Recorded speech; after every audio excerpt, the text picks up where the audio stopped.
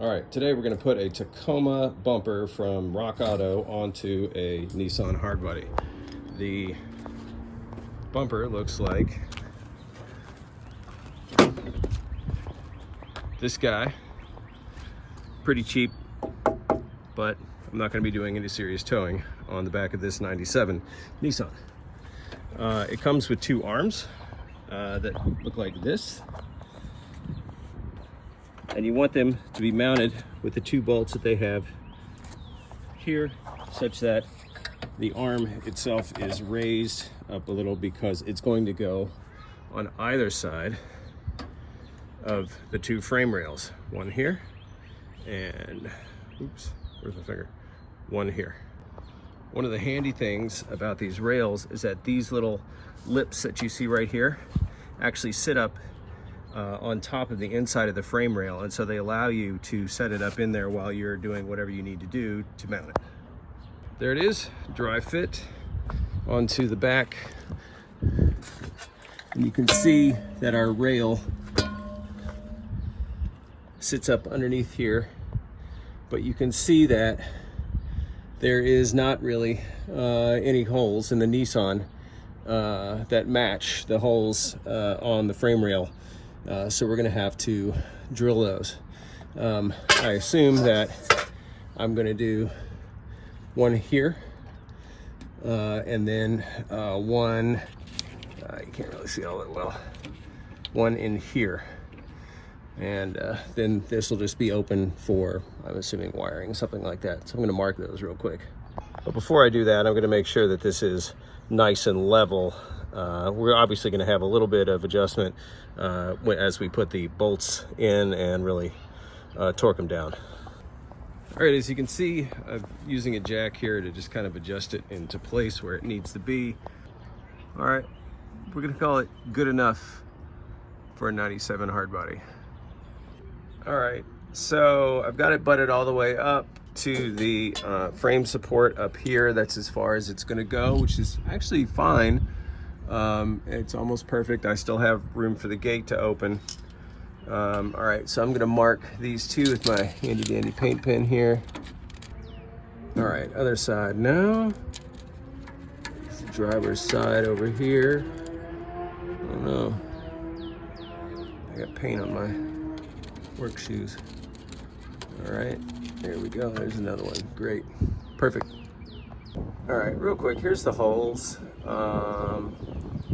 that are present in the existing frame here.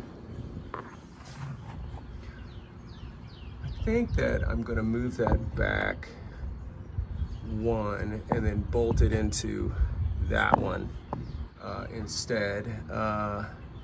It doesn't really let those lips sit on there, but I would feel much better about that. It might maybe make it stick out a little proud, but I think that's okay. And that also leaves us right here for that other hole. All right, I think I've got it adjusted just right now. It's kind of at a 90-degree angle to the actual bed, I think. And then underneath, I've adjusted it a little bit. I put it into the existing frame hole and adjusted this hole, and it's about 1.5 inches back, and mark that out. All right, in order to help me drill over here, and I really can't do that because of the outside of the fender, made myself a little cardboard template that tells me where to start, where to end, where to make my mark. I've marked it on the inside, and I've done that on the other side as well. All right, got our hole drilled up here, and we're gonna use our front hole up here. So next thing to do is to mount it. I should note that this kit came with 4 of these bolts and only 2 of these nuts. No washers or anything like that, so I went to Home Depot and got myself some washers. I also got a couple of nuts like this, and as you can see, I'm putting them in my front hole here. I'm gonna use the washer up here because this is just a round hole into a round hole, whereas we have a little bit more play in the back. and I want to be able to, if we're going to have to adjust a little bit, I'm going to use the nuts with the serrated underside. So I'm having to close a bit of a gap here with the bolt. So I'm actually having to close a bit of a gap here with the bolt. So these rails aren't like perfectly, you know, perfectly the right width for the truck, but I feel like that's okay. I'm not crazy about it, but it's only about maybe 1/4 of an inch or so. So we're gonna go with it. Okie doke. Final update on this bumper here. I've got it settled. If you can see underneath here, got my bolts all set. That's the one that we had to drill in the frame. That is the stock one. And as you can see, it's not perfect. There's certainly a gap there, but I think that's about as high as we can get it to go. You can see there's a bit of a gap in the stock, but from where the stock bumper would probably be.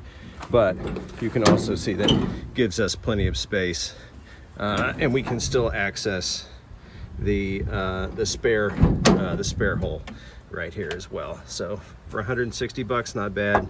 It's not the best steel in the world by any means, but it's gonna do for my needs.